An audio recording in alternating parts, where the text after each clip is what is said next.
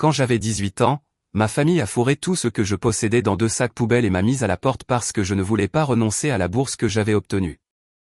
Ma mère a dit froidement, « Si tu ne veux pas te sacrifier pour cette famille, alors sors. » Je suis resté sur le porche pendant 2 heures, serrant ces sacs, demandant, « Est-ce que vous me laissez vraiment comme ça ?» Personne n'a répondu. 10 ans plus tard, ils sont entrés à la lecture du testament de mon oncle avec des sourires confiants, mais à la clause 7, tous les visages de ma famille sont devenus blêmes. Mon nom est Lucie Scott et j'avais 18 ans quand ma famille a emballé ma vie dans 2 sacs poubelles noirs et les a jetés sur le porche comme des ordures qu'ils étaient enfin fatigués de stocker. J'avais obtenu une bourse d'études complète, la seule chose que je pensais qui changerait mon avenir. Mais à l'intérieur de cette maison, c'est devenu un crime. J'étais censé la leur donner. La refuser. Rester proche. Rester utile. Rester petite. Quand j'ai refusé, ma mère s'est tenue dans l'embrasure de la porte, les bras croisés, et m'a dit, froide comme l'acier en hiver, « Si tu ne veux pas te sacrifier pour cette famille, alors sors. » Je me souviens des sacs à mes pieds, l'un déchiré au fond. Une manche de mon pull d'école traînant dans la saleté. Je me souviens de la porte d'entrée qui se ferme. Je me souviens être resté là pendant 2 heures, sans crier, sans supplier, juste en demandant une fois, puis une autre, puis une dernière fois s'il me laissait vraiment comme ça. Personne n'a répondu. Mon père n'est jamais intervenu. Aucune main n'a atteint la poignée de la porte. Aucun rideau n'a bougé. Le silence derrière cette porte était plus fort que tout ce qu'il m'avait jamais dit. C'était le genre de silence qui vous dit que la décision a été prise bien avant que le moment n'arrive. Je suis parti avec 2 sacs, une bourse et une rage si silencieuse qu'elle ressemblait presque à de la dignité. 10 ans plus tard, les mêmes personnes qui m'avaient mise à la porte sont entrées à la lecture du testament de mon oncle, souriant comme si elles avaient déjà gagné. Elles sont venues vêtues de noir, portant le deuil à l'extérieur et la tente en dessous. À la clause 7, tous les visages de ma famille sont devenus blêmes. Avant que je vous dise ce qui était écrit dans cette pièce, et ce qu'ils n'ont jamais vu venir, dites-moi, quelle heure est-il où vous êtes? D'où regardez-vous? Et quel temps fait-il aujourd'hui? Je suis curieuse de voir jusqu'où cette histoire voyagera. Je n'ai pas pleuré de tout le trajet à travers la ville. Cela m'a surprise plus que tout. Je pensais que se faire jeter par sa propre famille ressemblerait à la fin du monde, mais ce que j'ai ressenti en réalité, c'était un engourdissement avec un pouls. Je me tenais à un arrêt de bus avec 2 sacs poubelles et le genre d'humiliation qui vous fait éviter le contact visuel avec les étrangers, même si aucun d'eux ne connaît votre nom. Chaque voiture qui passait semblait trop bruyante. Chaque minute s'étirait. Je n'arrêtais pas de rejouer la même scène dans ma tête, non pas parce que j'étais confus sur ce qui s'était passé, mais parce que je n'arrivais toujours pas à croire avec quelle facilité il l'avait fait. Ma bourse avait été la première chose que j'avais jamais gagnée entièrement par moi-même. Pas d'aumône, pas de faveur familiale, pas d'argent emprunté. J'avais étudié dans les bibliothèques après l'école, rempli des formulaires de demande à minuit, écrit des dissertations jusqu'à ce que mes doigts me fassent mal, et quand la lettre d'acceptation est arrivée, j'ai pensé que peut-être, enfin, j'avais fait quelque chose qui les rendrait fiers. Au lieu de cela, ils l'ont traité comme une trahison. Dans leur version de la famille, l'amour ne comptait que s'il était obéissance. Tout rêve qui ne servait pas directement le foyer était égoïste. Tout avenir qui ne me gardait pas à leur disposition était un manque de respect. Cette nuit-là, je suis allé voir la seule personne à laquelle je pouvais penser qui m'avait jamais regardé comme si j'étais une personne au lieu d'une ressource. Mon oncle a ouvert la porte, a vu les sacs, a vu mon visage et n'a pas posé de questions stupides. Il s'est immédiatement écarté et a dit, « Entre. » C'est tout. Pas de sermon, pas de suspicion, pas d'exigence que je m'explique avant d'être autorisé à respirer. Sa maison était petite, habitée, un peu en désordre, mais elle semblait plus sûre que l'endroit que je venais de quitter. Quand il a finalement demandé ce qui s'était passé, je lui ai dit la vérité d'un trait. Il voulait que ma bourse disparaisse. J'ai dit non. Ils m'ont mise à la porte. Il est resté très immobile pendant que je parlais, et plus il se mettait en colère, plus il devenait silencieux. Quand j'ai fini, il m'a dit quelque chose que personne dans ma propre maison ne m'avait jamais dit. Garde la bourse. Nous trouverons une solution pour le reste. Je pense que c'est à ce moment-là que j'ai réalisé que la survie et l'amour n'étaient pas censés être des opposés. J'ai dormi sur son canapé cette nuit-là avec un sac poubelle sous ma tête et l'autre contre le mur comme si je croyais encore que quelqu'un pourrait venir voler le peu qu'il me restait. Mais personne n'est venu. Le matin, mon oncle a fait du café, a glissé un bloc-notes sur la table, et ensemble nous avons fait une liste. Logement, cours, travail, documents, date limite. Il a traité mon avenir comme s'il existait encore. Cela seul a failli me briser. Il ne m'a pas parlé comme si j'étais ruiné. Il m'a parlé comme si j'étais au début de quelque chose de difficile, but de réel. J'avais perdu ma maison en une seule soirée, mais je ne m'étais pas perdu moi-même. Et quelque part sous l'épuisement, quelque chose d'autre prenait forme. Ce n'était pas le pardon. Ce n'était pas le deuil.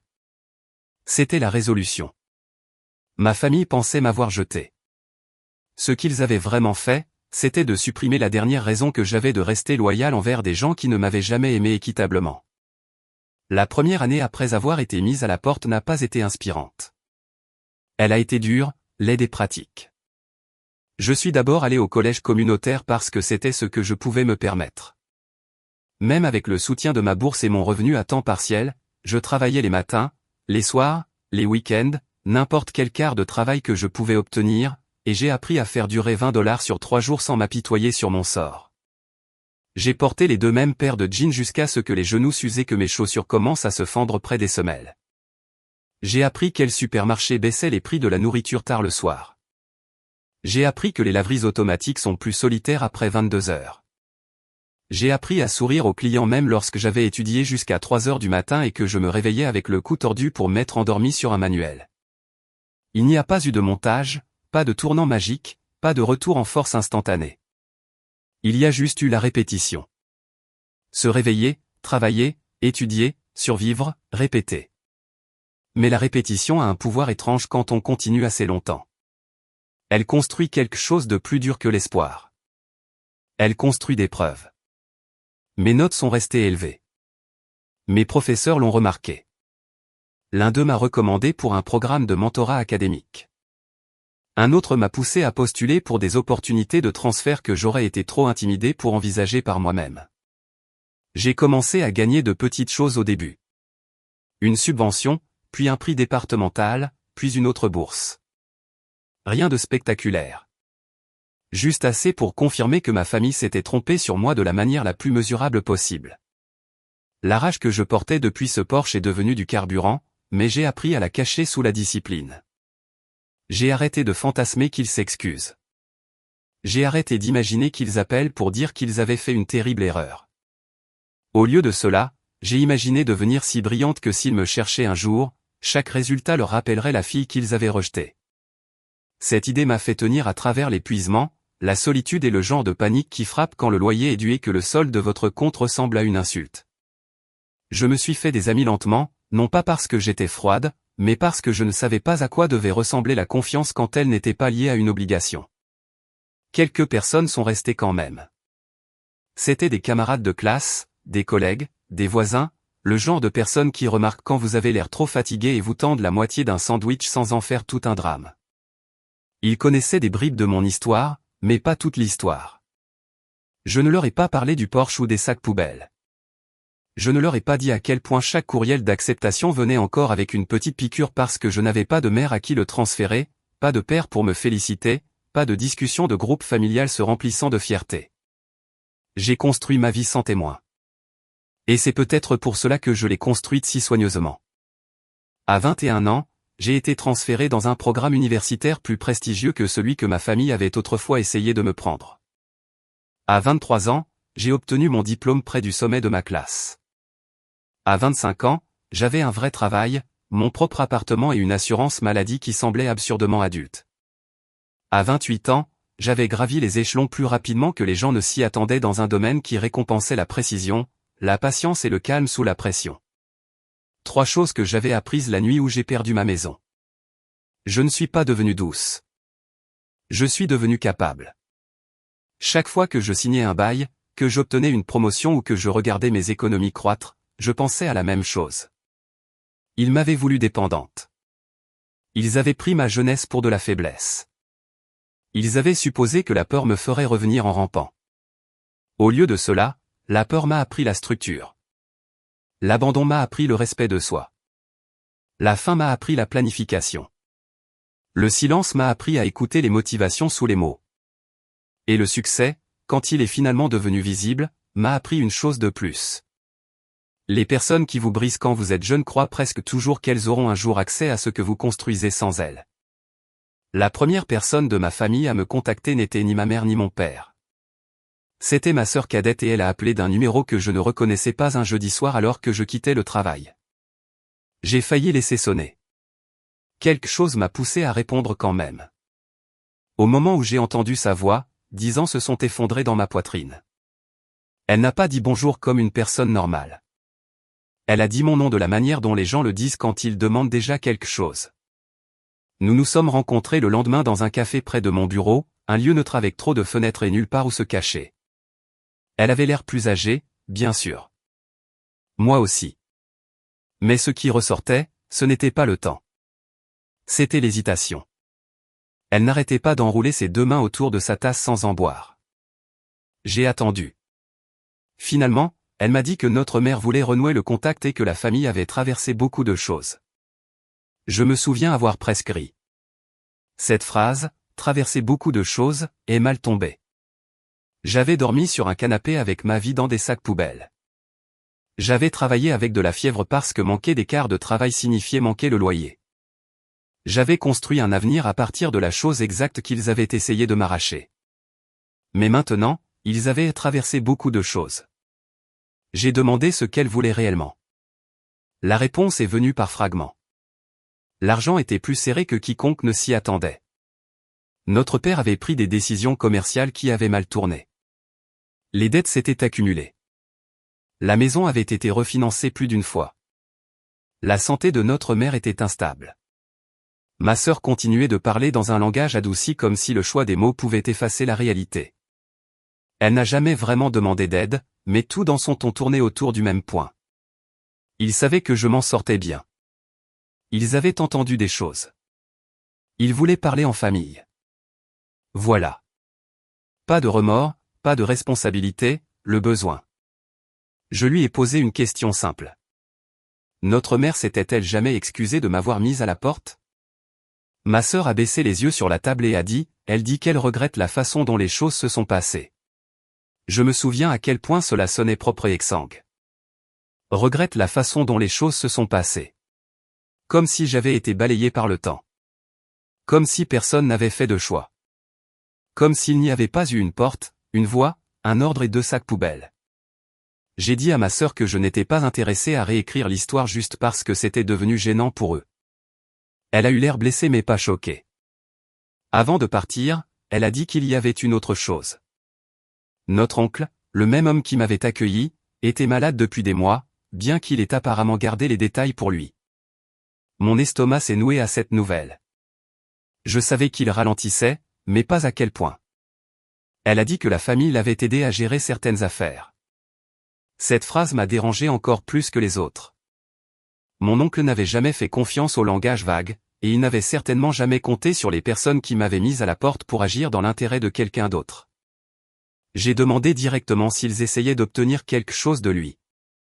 Ma sœur a nié trop rapidement. C'était une réponse suffisante. Après son départ, je suis resté assise là pendant un long moment avec un café que je n'ai jamais bu. Ma famille n'avait pas trouvé la moralité. Ils avaient trouvé la pression. Ils ne tendaient pas la main parce que l'amour était ressuscité de ses cendres. Ils tendaient la main parce que les circonstances avaient changé. Et dans leur esprit, je n'étais plus la fille qui refusait de se sacrifier. J'étais un actif qui avait pris de la valeur. Cette prise de conscience ne m'a pas fait mal. Plus maintenant. Elle a clarifié les choses. Quand j'ai appelé mon oncle ce soir-là, il avait l'air fatigué mais vif. Il a balayé mon inquiétude de la manière dont les hommes plus âgés le font quand ils ne veulent pas de pitié. Mais j'ai entendu autre chose en dessous. De la prudence. Il m'a demandé quand je pourrais lui rendre visite. J'ai immédiatement libéré mon week-end. La maison de mon oncle avait la même apparence de l'extérieur, mais là je l'avais atteinte de manière subtile. Les marches de l'entrée grinçaient davantage. La peinture s'était amincie près des fenêtres. Le citronnier dans la cour avait laissé tomber ses fruits plus vite que quiconque ne les ramassait.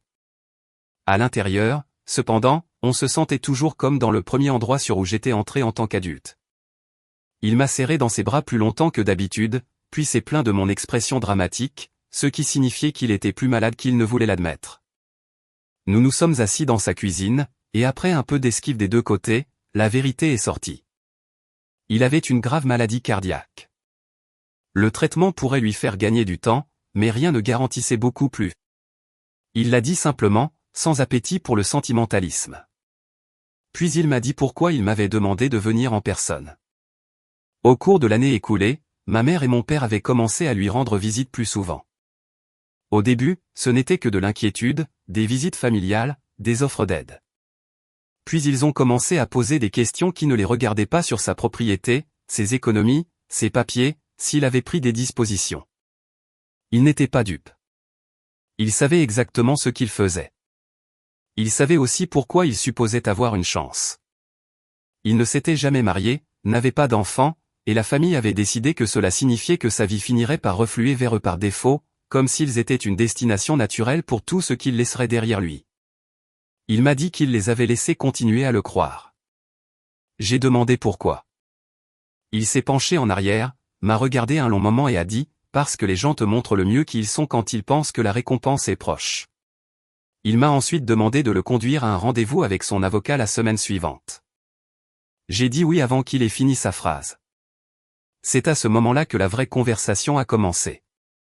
Il mettait à jour son testament et il voulait des témoins, de la précision et pas de bêtises. Il m'a dit qu'il avait déjà décidé de la plupart de ce qu'il voulait faire, mais qu'il y avait des parties qui m'impliquaient directement, et il voulait s'assurer que j'en comprenais les conséquences.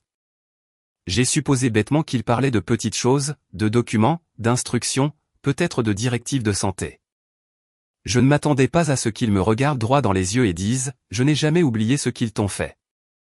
Il a dit qu'il avait essayé au début de garder une voie ouverte à la réconciliation. Il avait espéré que mes parents retrouveraient la raison. Au lieu de cela, ils se sont justifiés pendant des années. Pire encore, une fois qu'il est devenu évident que je réussissais, ils ont changé leur histoire. Ils ont commencé à dire aux proches que j'avais choisi la distance, que j'étais devenue arrogante après avoir eu des opportunités, que la séparation avait été compliquée. Mon oncle avait tout entendu. Il l'avait corrigé quand il le pouvait. Il avait pris des notes quand il ne le pouvait pas. Des notes, des dates, des copies de messages, des détails. Ma famille avait passé 10 ans à blanchir leur cruauté en un malentendu. Il avait passé 10 ans à préserver le dossier. Le rendez-vous avec l'avocat a été calme, efficace et dévastateur d'une manière que je n'ai pas entièrement comprise avant plus tard. Il y avait des clauses concernant la maison, ses investissements, des lettres personnelles et autre chose. Quelque chose de structuré si soigneusement que même avant de connaître tous les détails, j'ai compris que ce n'était pas seulement de la planification successorale. C'était un jugement, formalisé, non émotionnel, non impulsif, propre, légal, final. Une semaine après ce rendez-vous, ma mère m'a appelé elle-même. J'ai laissé le message sur la messagerie vocale. Son message était sirupeux d'âge et d'apitoiement sur soi. Elle disait que la vie était trop courte, que la famille comptait, et qu'elle espérait que nous pourrions tous nous réunir bientôt pour ton oncle. Elle ressemblait à une femme répétant son deuil en prévision d'un jour de paix. J'ai effacé le message, mais pas le numéro. Quelque chose en moi voulait la preuve de son audace. Au cours des 2 mois suivants, mon oncle a décliné plus rapidement. Je lui ai rendu visite à chaque occasion. Nous avons parlé de tout sauf de la mort jusqu'à un soir où il m'a tendu une enveloppe scellée et m'a dit de ne pas l'ouvrir à moins que l'avocat ne me l'ordonne. Il m'a fait promettre. Je l'ai fait. Puis il a dit la seule chose qui m'est restée plus longtemps que tout le reste. Être gentil n'est pas la même chose qu'être disponible pour les abus. J'avais passé des années à essayer de savoir si refuser ma famille me rendait dur. En une phrase, il a levé le doute. Quand il est mort, je l'ai pleuré honnêtement, c'est-à-dire mal, pas de manière théâtrale, juste profondément. Les funérailles ont été sobres. Mes parents ont pleuré en public. Mon père a trop serré de main. Ma mère s'est appuyée sur les gens à des moments stratégiques. Ma sœur avait l'air véritablement anéantie, ce qui faisait d'elle la seule que je pouvais supporter de regarder plus d'une seconde. Personne ne m'a approché directement, mais je pouvais sentir leur attention. Ils savaient que j'avais été proche de lui. Ils savaient que je lui avais rendu visite. Ils ne savaient pas encore tout ce qu'il avait vu, tout ce dont il s'était souvenu, ni ce qu'il avait fait de se souvenir. La lecture du testament était prévue pour le lundi suivant. Ma famille est arrivée vêtue comme des gens qui croient que le chagrin et le droit peuvent partager la même tenue. Le bureau de l'avocat se trouvait au 12e étage d'un immeuble du centre-ville. Tout en murs de verre et en moquette feutrée. Le genre d'endroit qui fait baisser la voix aux gens même quand ils mentent. Je suis arrivé en avance. Ma famille est arrivée ensemble. Cela m'a tout dit. Ma mère portait le deuil comme un accessoire. Mon père se comportait avec cette fausse solennité que certains hommes utilisent lorsqu'ils s'attendent à hériter du respect en même temps que de l'argent. Ma sœur avait l'air tendue et pendant une seconde je me suis demandé si elle savait. Puis je l'ai vue jeter un coup d'œil entre nos parents avant de s'asseoir et j'ai compris qu'elle en savait assez pour avoir peur mais pas assez pour arrêter ce qui se passait. Il y avait quelques parents éloignés présents, ainsi que 2 représentants d'œuvres de bienfaisance que mon oncle avait soutenues pendant des années. Ce détail sembla intriguer mes parents, mais pas assez pour les déstabiliser. Ils avaient toujours l'air confiants. L'avocat commença par un langage standard, des formalités et plusieurs legs personnels qui n'avaient rien à voir avec moi. Des photographies de famille, une montre, des dons, un fonds de bourse d'études au nom de mes grands-parents. Mes parents se détendirent davantage à chaque paragraphe, et cela rendit les choses presque meilleures. Ils pensaient être en territoire familier. Ils pensaient que la décence serait une fois de plus leur camouflage. Puis la structure du testament s'est précisée. Mon oncle avait laissé la majorité de sa succession en portions soigneusement allouées, des dotations caritatives importantes, des fonds d'entretien pour la maison et une fiducie éducative conçue pour les étudiants confrontés à l'éloignement familial tout en poursuivant leurs études.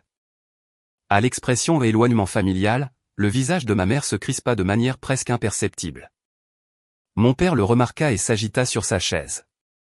L'avocat continua. Il y avait des déclarations écrites jointes à certaines clauses expliquant le raisonnement de mon oncle. Il avait toujours été méticuleux, mais c'était quelque chose au-delà de la méticulosité. C'était un témoignage délibéré. Il décrivait la valeur qu'il accordait à la loyauté, à la vérité et à la protection des jeunes dont l'avenir est menacé par leurs proches. Il décrivait avoir été témoin d'un comportement au sein de la famille qu'il considérait comme moralement disqualifiant pour un héritage au-delà de distribution nominale. Distribution nominale. Ce fut le premier moment où mon père pâlit. La clause 5 nommait de petits montants fixes pour plusieurs parents, y compris mes parents et ma sœur.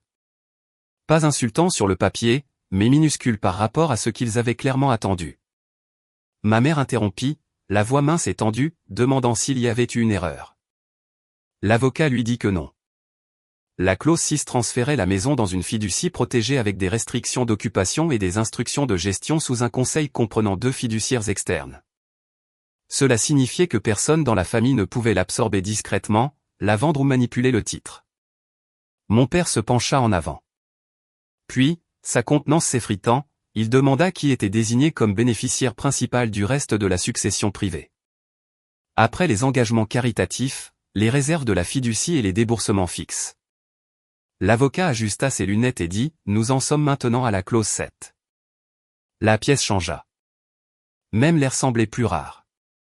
La clause 7 stipulait que le reste de la succession, y compris les comptes de placement, les redevances et l'autorité de contrôle sur les initiatives de la fiducie éducative financée au nom de mon oncle, me reviendrait, non pas simplement comme un héritage, mais comme une gérance. Il a utilisé ce mot, gérance. Ma mère est devenue blanche si vite que cela semblait douloureux. Mon père a cessé de bouger complètement. Ma sœur a couvert sa bouche, mais la clause n'était pas terminée. Une déclaration scellée de mon oncle y était jointe, à lire au procès-verbal si une partie nommée contestait sa capacité, ses intentions ou sa justification morale. L'avocat l'ouvrit. J'ai su alors que l'enveloppe sur ma table à la maison avait de l'importance.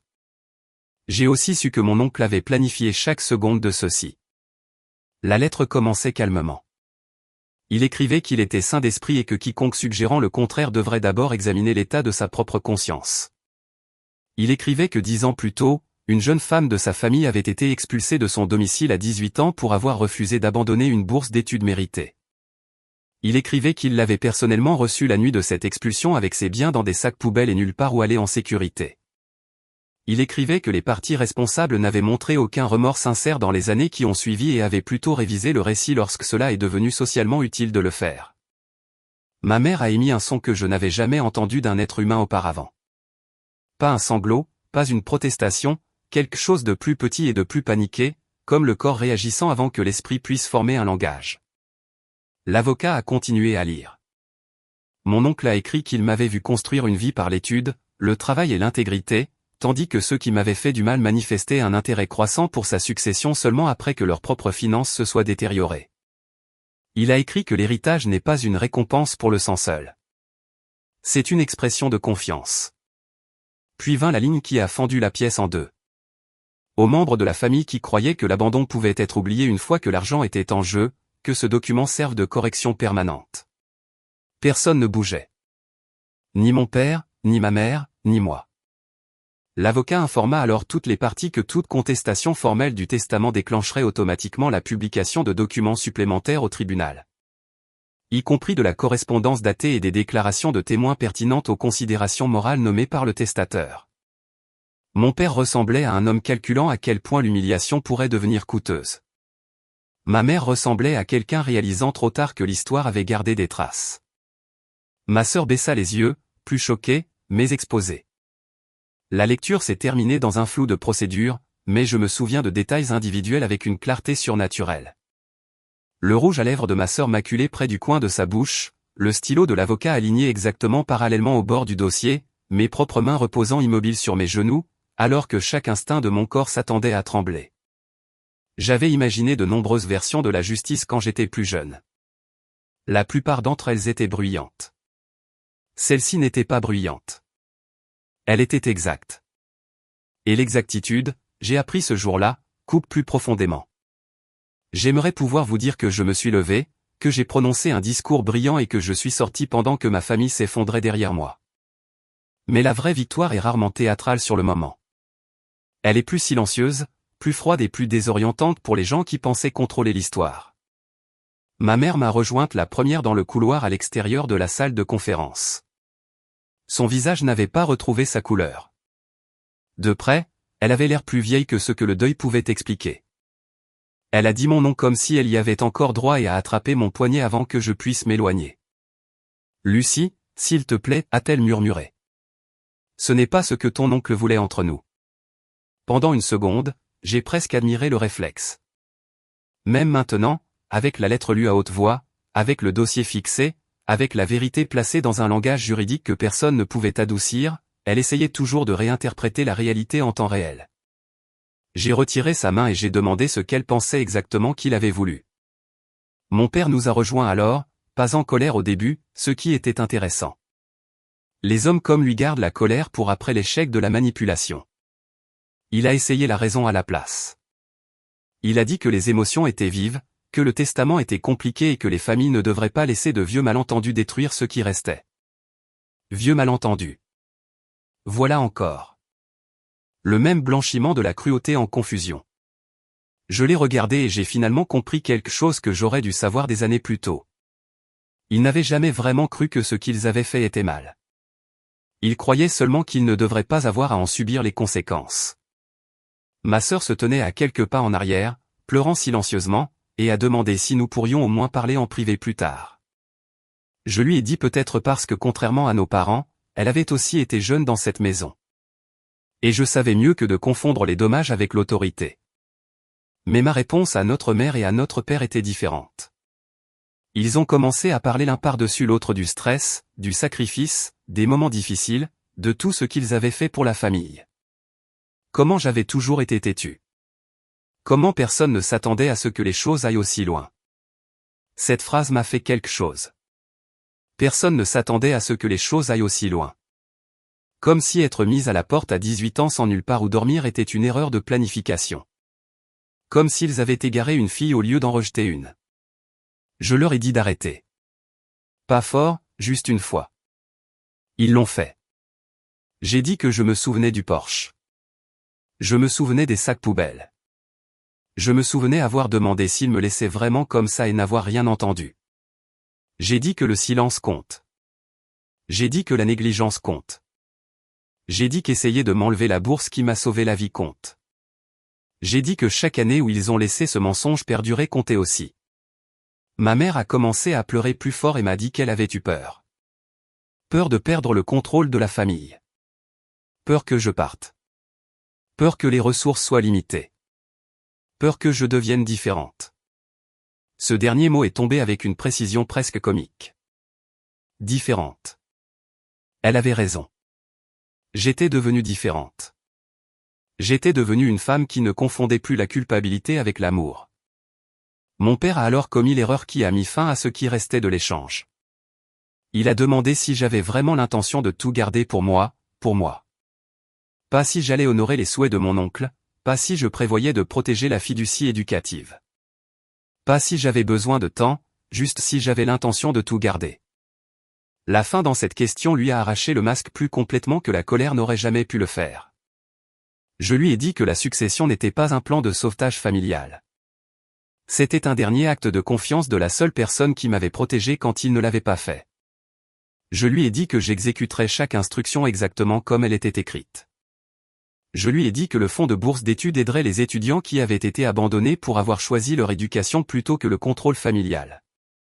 Je lui ai dit que chaque lettre envoyée au nom de mon oncle, chaque subvention accordée, chaque étudiant logé grâce à ces fonds rendrait une vérité permanente. Ce qu'ils ont essayé de détruire en moi est devenu la raison pour laquelle d'autres survivraient. Ma mère a dit que je les punissais. J'ai répondu, non, il a déjà décidé ce que vous méritiez. Je refuse simplement de défaire sa décision. Ce fut le premier silence honnête que nous ayons jamais partagé. Il voulait de la pitié de ma part parce que la loi n'avait pas réussi à les aimer. Mais la pitié n'est pas due aux gens qui ne cherchent votre humanité qu'après avoir perdu l'accès à votre utilité. Je les ai laissés dans ce couloir et j'ai pris l'ascenseur seul. Dans le hall, je me suis arrêté un instant, regardant mon reflet dans les portes vitrées. 10 ans plus tôt, je me tenais sur un porche avec 2 sacs poubelles et aucun pouvoir. Maintenant, je me tenais dans un manteau sur mesure, portant la responsabilité d'un homme qui m'avait vu clairement depuis le début. Le contraste était presque trop vif pour être traité. Dehors, l'air était froid et lumineux. Mon téléphone a vibré avant que j'atteigne ma voiture. C'était l'avocat qui me rappelait l'enveloppe scellée que mon oncle avait laissée. Je suis rentré chez moi et je l'ai ouverte à ma table de cuisine. À l'intérieur se trouvait une lettre manuscrite. La plupart étaient des souvenirs personnels, des conseils, quelques blagues acerbes à ses propres dépens. Mais vers la fin, il a écrit quelque chose que je n'oublierai jamais. Je ne t'ai pas laissé ça pour que tu te sentes plus riche. Je te l'ai laissé pour que la pire chose qu'ils aient jamais faite ne soit pas la dernière chose qui définisse ta vie. J'ai pleuré alors, non pas parce que j'avais gagné, mais parce qu'il comprenait la différence entre la vengeance et la restauration. La vengeance, c'est les faire souffrir. La restauration, c'est refuser de laisser leur mal devenir votre identité. Et pourtant, parfois, la justice contient les deux. Dans les mois qui ont suivi, mes parents ont fait ce que les gens comme eux font toujours. Ils ont laissé entendre qu'ils contesteraient le testament, puis ont reculé quand ils ont réalisé que la documentation ferait surface. Ils ont contacté des parents, ont essayé de susciter de la sympathie et ont découvert que la lettre de mon oncle avait voyagé plus vite que leur version des événements. Mon père a vendu des choses discrètement. Ma mère a cessé d'appeler après que j'ai refusé chaque tentative de transformer une réconciliation privée en négociation financière. Ma sœur m'a rencontré 2 fois. Nous avons parlé honnêtement pour la première fois de notre vie. Je n'ai pas promis de proximité, mais je ne l'ai pas non plus puni pour avoir survécu à la même maison dans un rôle différent. Quant à moi, j'ai accepté la gérance exactement comme mon oncle l'avait prévu. La fiducie éducative a été lancée l'année suivante. Sa première subvention de logement a été accordée à une jeune fille de 18 ans qui avait été mise à la porte après avoir refusé de quitter l'école et de travailler à plein temps pour sa famille. Quand j'ai lu son dossier d'admission, j'ai dû le poser à mi-chemin parce que ma vision s'est brouillée. C'est à ce moment-là que j'ai complètement compris la clause 7. Il ne s'agissait jamais seulement d'argent. Il s'agissait de témoignages. De continuation du dossier. Ma famille m'a mise à la porte parce que j'ai gardé ma bourse. 10 ans plus tard, la bourse qu'ils ont essayé de prendre est devenue le modèle d'un héritage qu'ils ne pourraient jamais toucher. Alors, si vous écoutez ceci et qu'on vous a déjà dit que vous étiez égoïste de protéger votre avenir, souvenez-vous de moi sur ce porche. Souvenez-vous des sacs. Souvenez-vous du silence. Souvenez-vous que la survie n'est pas une trahison. Et souvenez-vous de ceci aussi.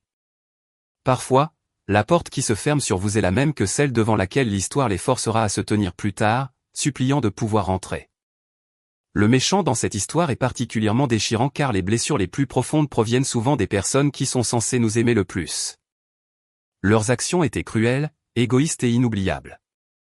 Mais maintenant, je veux vous demander, si vous étiez à la place de Lucie, comment géreriez-vous le méchant? Lui pardonneriez-vous, vous éloigneriez-vous ou les feriez-vous faire face à toutes les conséquences de leurs actes?